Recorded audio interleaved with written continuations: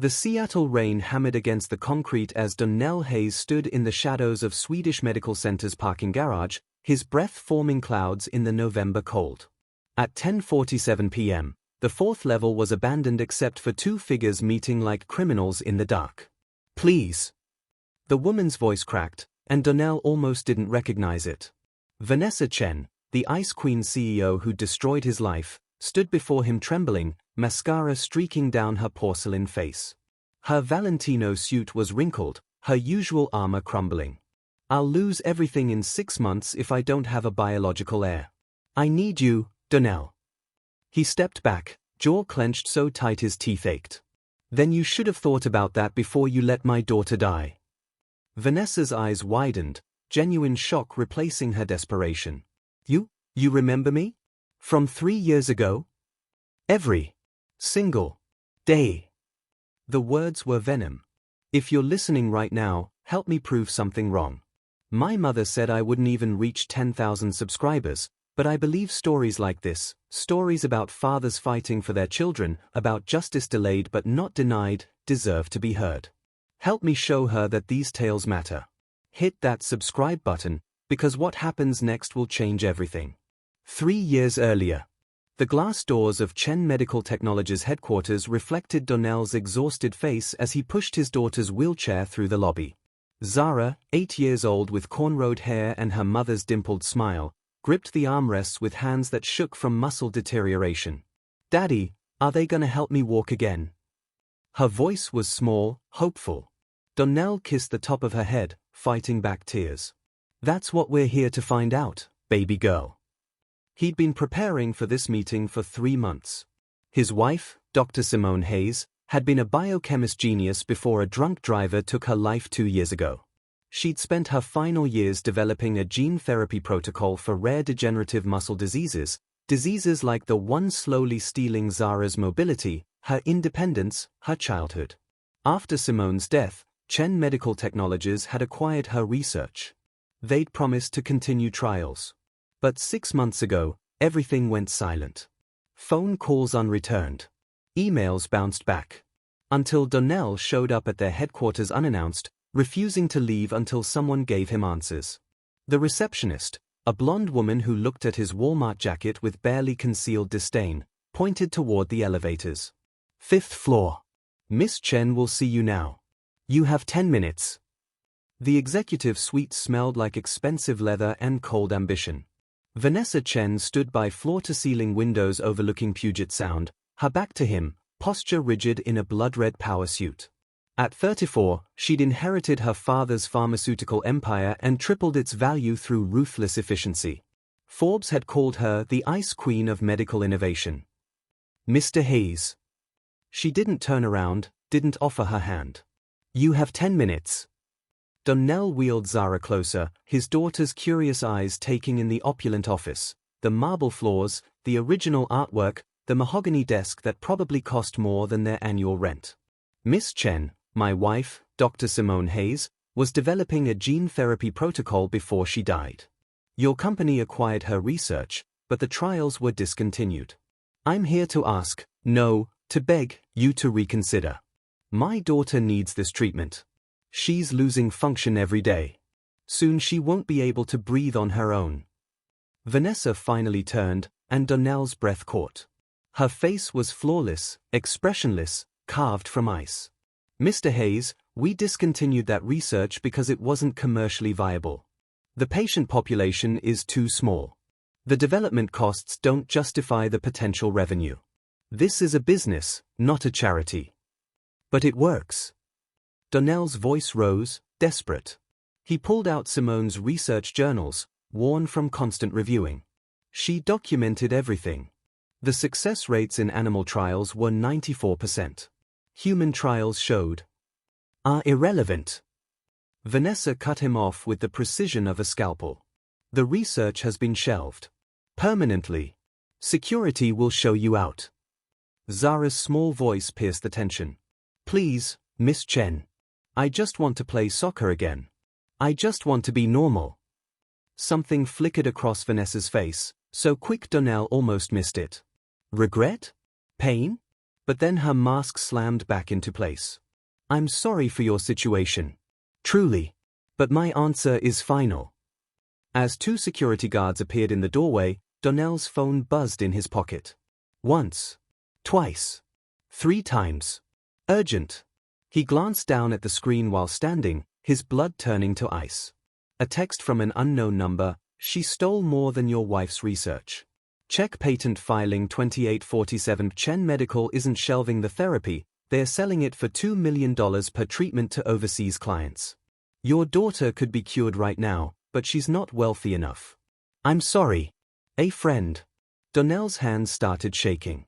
He looked up at Vanessa Chen, who was already turning back to her window, dismissing him from existence.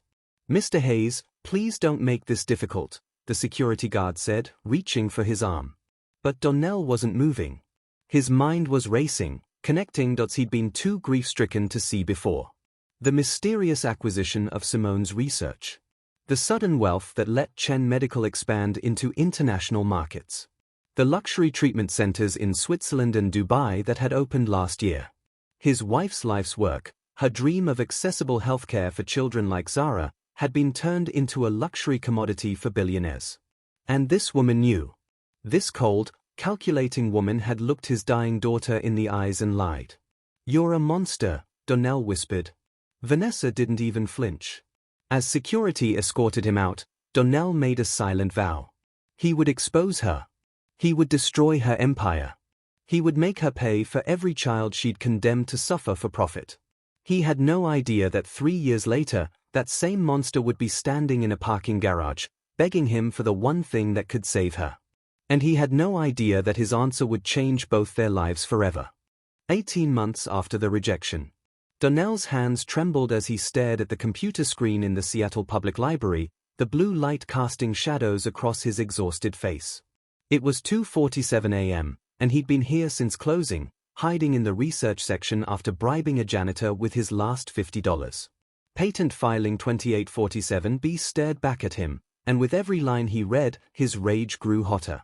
Chen Medical Technologies had taken Simone's gene therapy protocol, every formula, every trial result, every breakthrough she'd died believing would help children like Zara, and repackaged it under a new name, VitaGene Elite Restoration Therapy. Price per treatment, $2.3 million. Available exclusively at luxury medical facilities in Zurich, Dubai, and Singapore. Current patients treated, 4 to 7. All children of billionaires, oil magnates, tech executives. Success rate, 96%. Darnell's vision blurred with tears. 4 to 7 children were walking, running, living, while his daughter could barely lift a spoon to her mouth. He'd spent the last 18 months drowning in medical bills and dead ends. 3 lawyers had reviewed his case. All 3 said the same thing: Simone's employment contract gave Chen Medical complete rights to her research. He had no legal standing. No recourse. No hope. The media wouldn't touch the story. Chen Medical spent $40 million annually on advertising across every major network. No journalist would risk their career for one man's accusation against a pharmaceutical empire.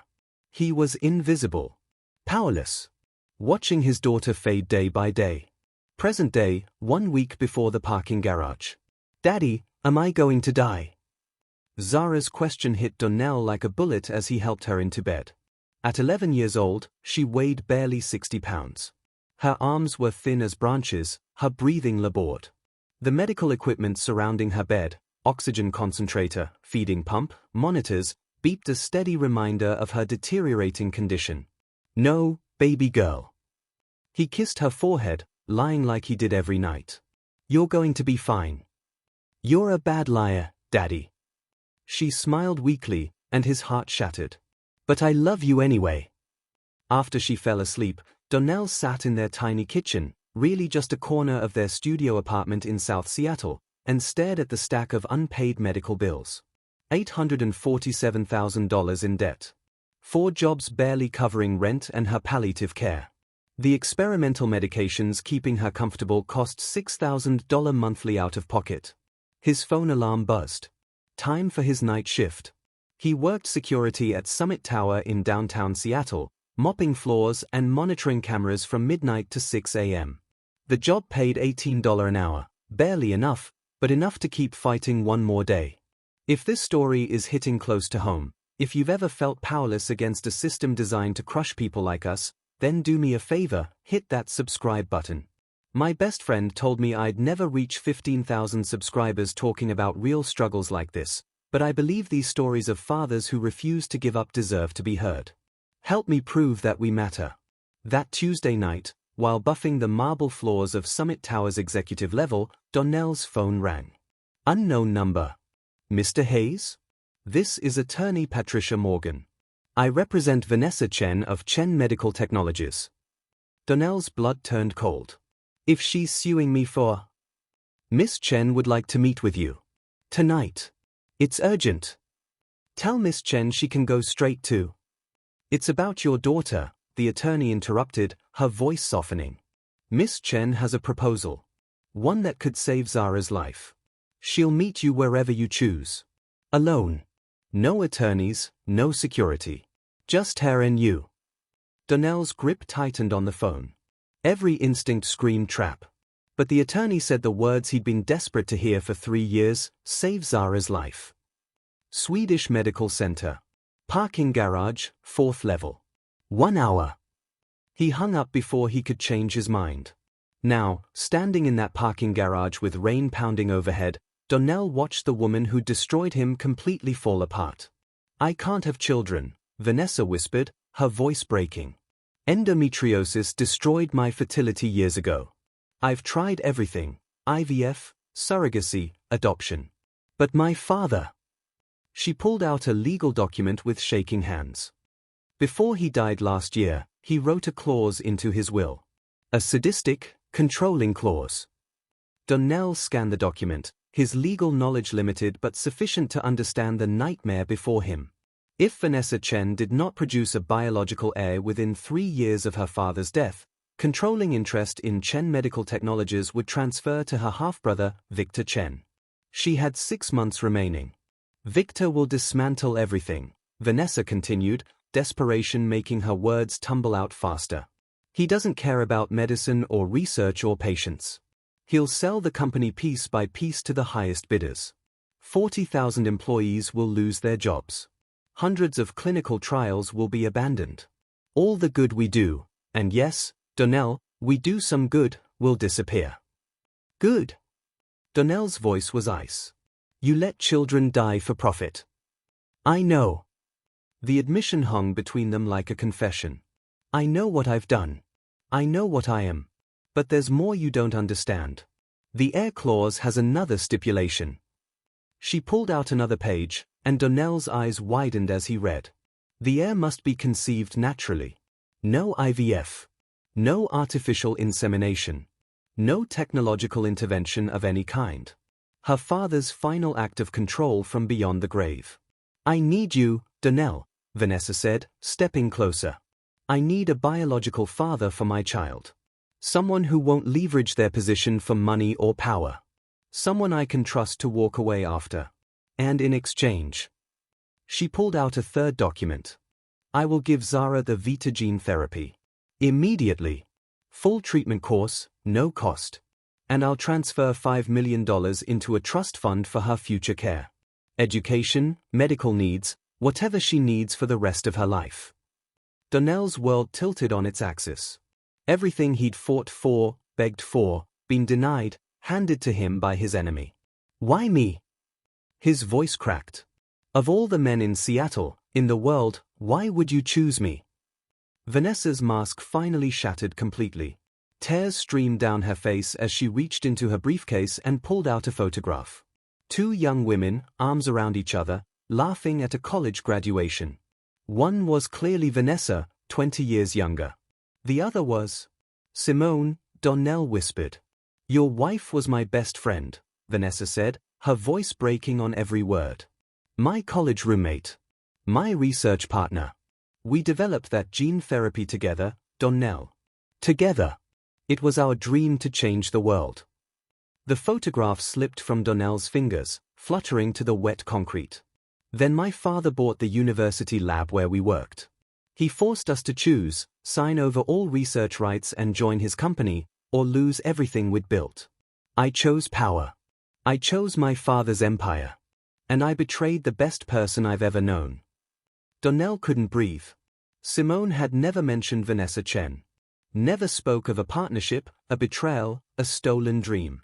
She never told you because she was better than both of us deserved, Vanessa continued. She walked away, started over, kept developing the therapy on her own. And when she died, my father's company swooped in and took everything. I let it happen. I've lived with that guilt every single day. She stepped closer, close enough that Darnell could see the genuine anguish in her eyes. When I saw your name on the appointment roster 3 years ago, I panicked. I thought you knew everything. I thought you'd come to expose me, destroy me. So I crushed you first. I turned away your daughter knowing she could be saved, because I was a coward protecting my empire. The rain grew heavier, thunder rumbling overhead like judgment. But now I'm out of options and out of time, Vanessa whispered. So I'm offering you a choice, Darnell Hayes. Help me save my company, and I'll save your daughter. Or walk away, and we both lose everything that matters. Darnell stood frozen, his mind reeling. The woman who destroyed his life was his wife's oldest friend. The empire built on betrayal could save his daughter. The enemy was offering salvation. And somewhere in the darkness of that parking garage, he realized that revenge and redemption were about to become impossibly, devastatingly entangled. Darnell didn't answer immediately. He couldn't. The photograph of Simone and Vanessa lay between them on the wet concrete, rainwater blurring their young, hopeful faces. 2 brilliant women who dreamed of changing the world before ambition and betrayal tore them apart. I need time, he finally said, his voice hollow. You have 24 hours. Vanessa wiped her tears with the back of her hand, her CEO mask trying to reassemble itself. After that, I'll have to explore other options. Options that won't include saving Zara. The threat was delivered softly, but it landed like a punch. Darnell turned to leave, then stopped. Why now? Why tell me the truth about Simone after hiding it for 3 years? Vanessa's composure cracked again. Because I'm dying too, Darnell. Stage 3 ovarian cancer. The same disease that destroyed my fertility is now destroying everything else. I have maybe 2 years, probably less. And I refuse to let my father's sadistic games and my half-brother's greed be my legacy. She pulled her coat tighter against the rain. I want to do one good thing before I die. Save your daughter. Protect my company. Maybe earn a fraction of the forgiveness I don't deserve. Then she walked away, her heels echoing in the concrete structure, leaving Darnell alone with impossible choices. The next morning, Darnell sat at Zara's bedside, watching her sleep. The oxygen mask covered half her small face. Her chest rose and fell with mechanical assistance. Last week, the doctors had given her 6 months. Maybe 8 if they were lucky. The folder Vanessa had left sat unopened on his lap. His phone buzzed. A text from an unknown number, the same one from 3 years ago. Open the folder. Page 47. Your wife left you something. A friend. With trembling hands, Darnell flipped through the documents. Most were legal papers, medical records, research notes. But on page 47, he found a letter in Simone's handwriting, dated 2 weeks before her death. My dearest Darnell. If you're reading this, then I'm gone, and somehow this letter found its way to you. I need you to know the truth about Vanessa Chen. We were best friends once. We were going to change the world together. But when her father forced us to choose between our research and our principles, I walked away. She stayed. I've never blamed her for that choice, even though it broke my heart. What I learned later, what I could never prove, is that her father didn't just buy our research. He systematically destroyed my career, blocked my funding applications, blacklisted me in the pharmaceutical industry. Everything I built after our partnership fell apart, I built in the shadows, fighting against his empire at every turn. But here's what you need to understand, my love, Vanessa didn't know. Her father hid his cruelty from her. She thought I simply moved on, found success elsewhere. When she learned the truth, 6 months before I died, she tried to help me. She tried to funnel resources, funding, connections. I refused them all. I was too proud. Too angry. Too stubborn to accept help from the woman who'd chosen power over our friendship. That pride may have cost me my life. The stress, the financial strain, the years of fighting, they weakened me.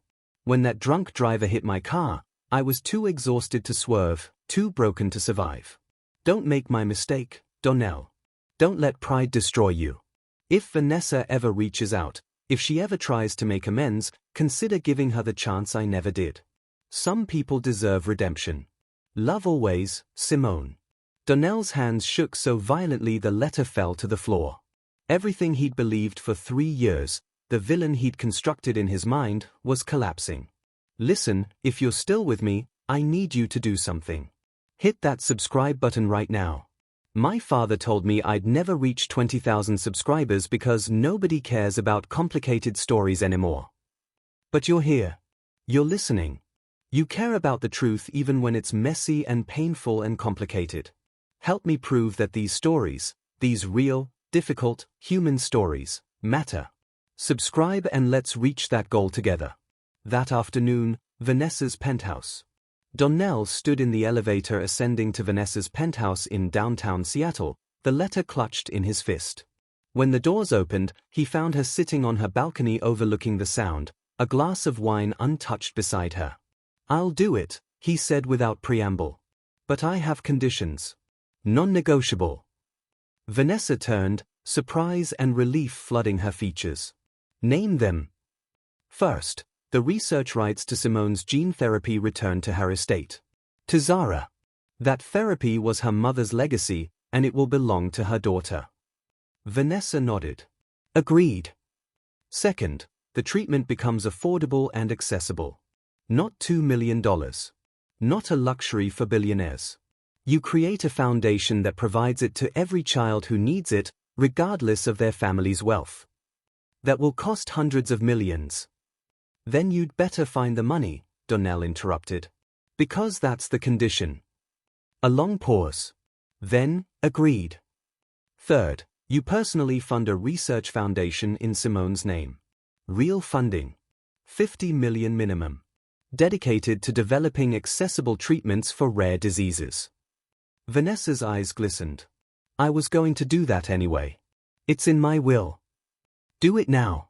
While you can see it make a difference. Agreed.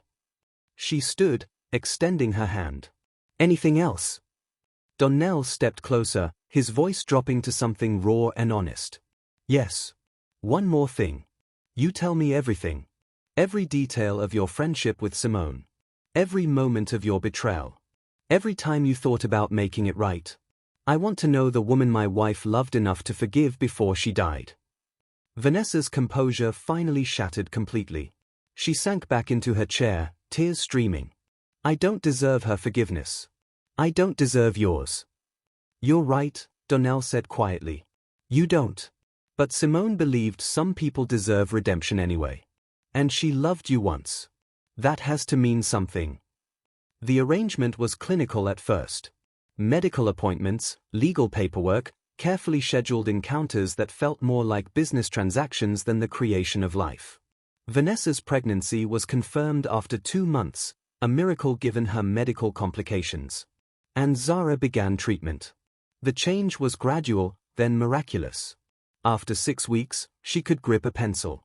After 2 months, she could sit up unassisted. After 3 months, she took her first steps in years, sobbing with joy as Darnell caught her. Daddy, I'm walking. I'm really walking. Darnell held his daughter as she trembled with effort and triumph, and for the first time in 3 years, he felt something other than rage and despair. He felt hope. Vanessa watched from the doorway of the rehabilitation center, one hand resting on her growing belly, tears streaming down her face. When Zara finally noticed her, the little girl smiled. Thank you, Miss Chen. Thank you for giving me my legs back. That night, as Darnell drove Vanessa home from another prenatal appointment, she broke the silence. I need to tell you something. About Victor. Darnell glanced over. Your half-brother? He called me yesterday. He knows about the pregnancy. About our arrangement.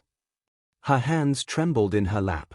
Darnell, he said if I have this child through any kind of business arrangement, he'll contest it as fraud. He's been having us followed. He has documentation, recordings, photographs. The car swerved slightly as Darnell's grip tightened on the wheel. What are you saying? Vanessa turned to him, her eyes wide with terror. I'm saying Victor set this whole thing up. The will, the timeline, the impossible conditions, he helped my father write them before he died. He's been waiting for me to get desperate enough to make exactly this kind of arrangement so he could destroy it. Then we'll fight him in court. He has a recording, Vanessa whispered. From our first meeting in the parking garage. Where I offered you money in exchange for a biological heir. Where you laid out conditions. Where we negotiated like it was a business contract. Darnell's blood ran cold. How? I don't know. But he played it for me over the phone. Every word. Every detail. He's going to release it to the media, contest the inheritance, and paint me as a fraud who tried to game the system. She grabbed his arm, her voice breaking. Darnell, I'm going to lose everything. The company, the baby's inheritance, your daughter's treatment. Victor's lawyers can freeze everything pending litigation. Zara could lose access to the therapy before it's complete. The car pulled to a stop outside Vanessa's building. Rain began to fall, soft at first, then harder, just like that night in the parking garage where this impossible arrangement began. Then we need leverage, Darnell said quietly. Something Victor doesn't know we have. Vanessa looked at him with desperate hope. What kind of leverage? Darnell's mind raced back to the last 4 months. The nights working security at Summit Tower. The executive level he cleaned every evening. The offices he had access to. The security cameras he monitored. Including the office of Victor Chen, who'd been using Summit Tower for private meetings twice a week. A slow smile crossed Darnell's face. I think I know exactly what we need. But first, you need to tell me everything about Victor. Every secret, every weakness, every crime he thinks is hidden. As thunder rumbled overhead, Vanessa began to talk, and Darnell began to plan. The game was about to change. And Victor Chen had no idea what was coming. 2 weeks later, Chen Medical Technologies headquarters. Victor Chen stood before the emergency board meeting with the confidence of a man who'd already won. At 42, he was everything his half-sister wasn't, charming where she was cold, political where she was direct, ruthless where she pretended to have principles. Ladies and gentlemen, Victor began, his voice smooth as silk. I've called this meeting because I have evidence that Vanessa Chen has engaged in fraudulent activity to circumvent our father's will. He clicked a remote, and audio filled the boardroom, Vanessa's voice from that parking garage, desperate and clear.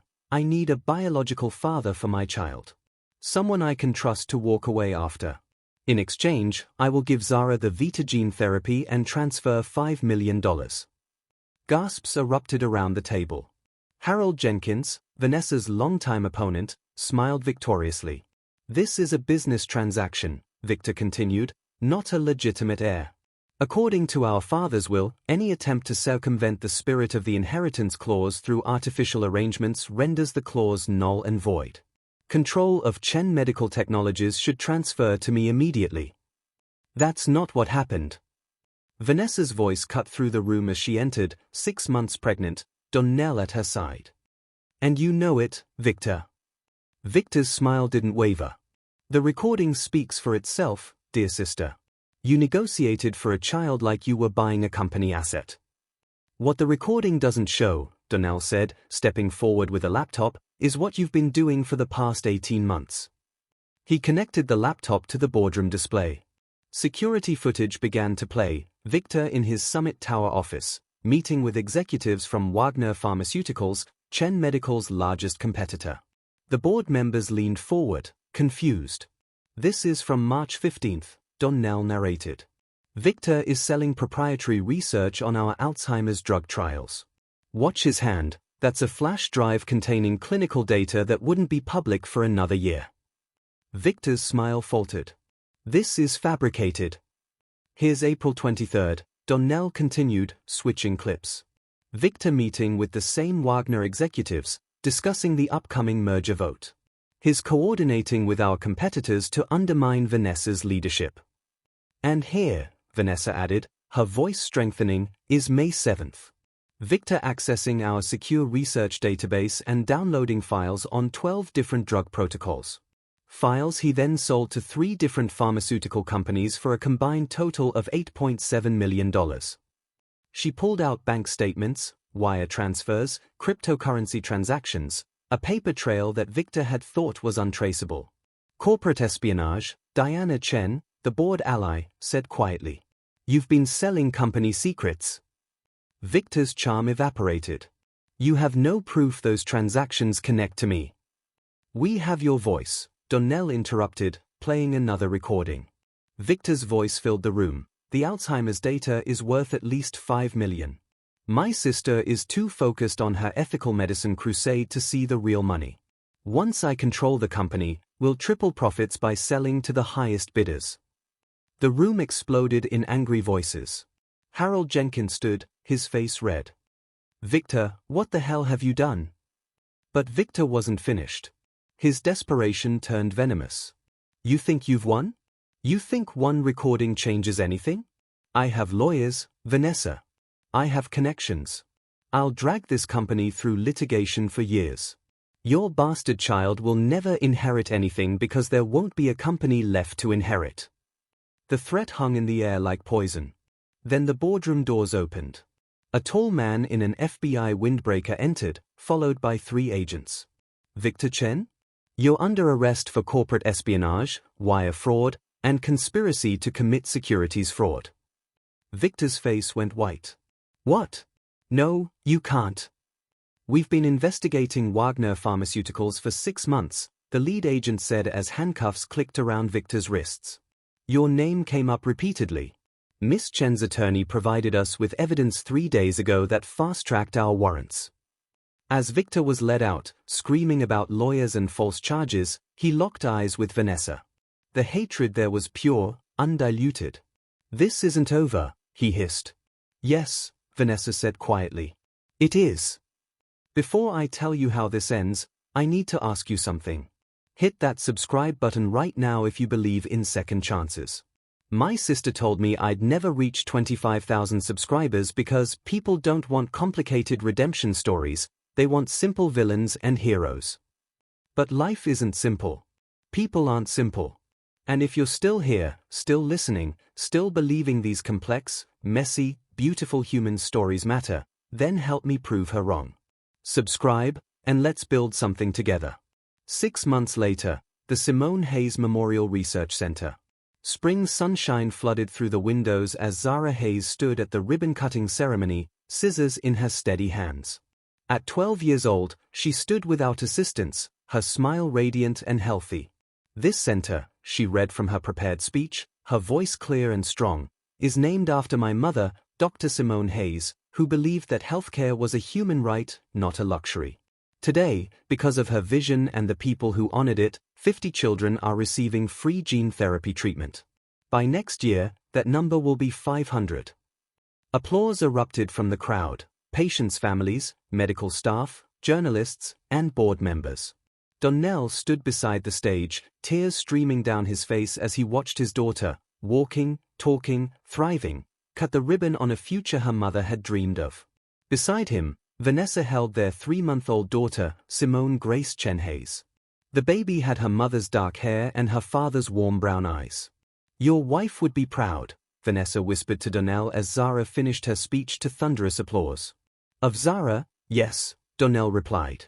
But also of you. Of what you've become. Vanessa's cancer treatments were working. The same experimental immunotherapy her company had developed was giving her more time. Maybe years instead of months. Enough time to watch both her daughters grow.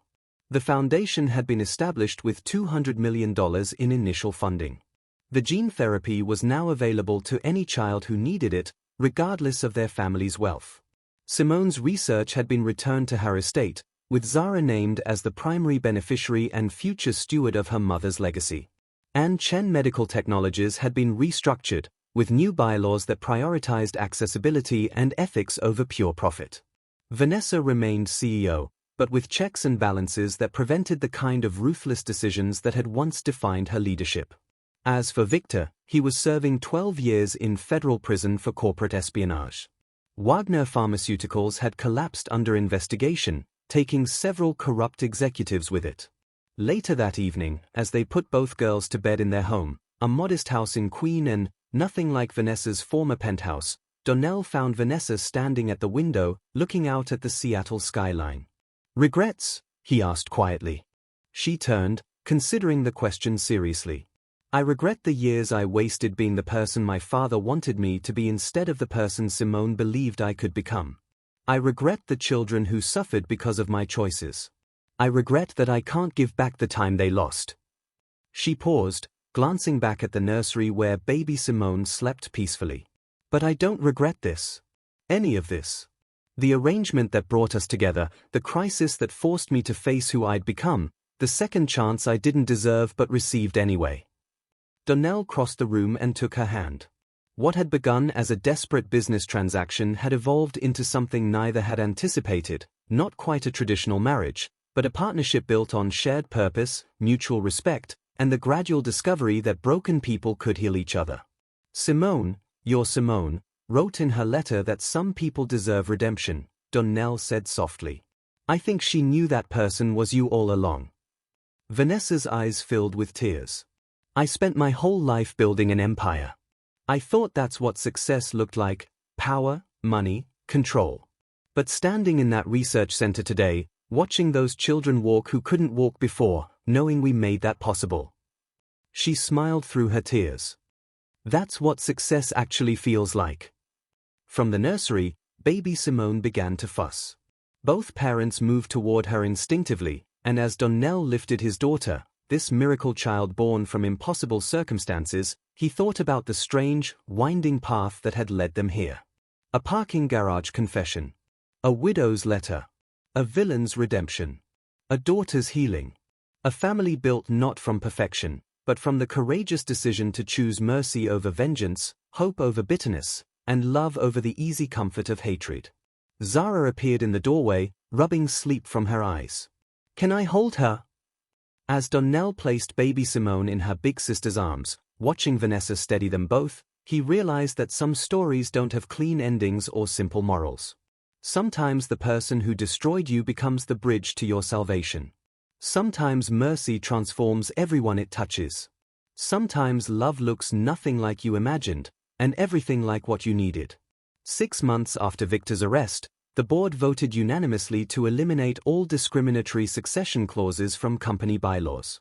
Chen Medical Technologies became the first major pharmaceutical company to pledge that 40% of all new treatments would be made available at cost to low-income families. Simone Hayes gene therapy has now treated over 2,000 children worldwide. The success rate remains at 96%. And sometimes, late at night, Darnell still reads his wife's letter, the one that taught him that forgiveness isn't about forgetting the past, but about choosing who you want to become in the future.